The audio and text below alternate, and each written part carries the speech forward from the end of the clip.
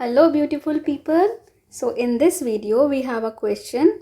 X is equal to x by 5, right?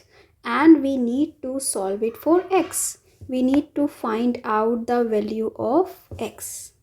If you see this equation, if you look at it, what will some people do? Okay, I am just telling you here, you don't need to do this. What will some people do? They will write x and equal to x by 5, they will cancel out x, and 1 is not equal to 1 by 5, so this is not possible. Okay, so we cannot do these types of things in these types of questions. We should not do this. Instead, what else can I do? What can I do? Maybe I will just get rid of the fraction first, multiply with 5 on both sides. I will write dot here instead of cross. So multiply with 5 on both sides. What will you get? You will get 5x is equal to x, right? So let us bring this x on left hand side.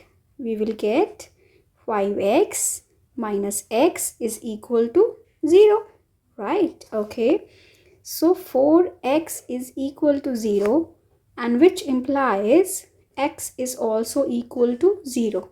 So that means the equation that we were given, x is equal to x by 5, this is true. This can be possible in case x is equal to 0. So it is not like that this solution is not possible. When x is equal to 0, then this equation is possible, right? So I hope you understood this. This was just for fun. If you liked it, do visit my channel, do subscribe to my channel, and tell your reviews in comments. Okay, and thank you for watching. See you in next video. Bye bye.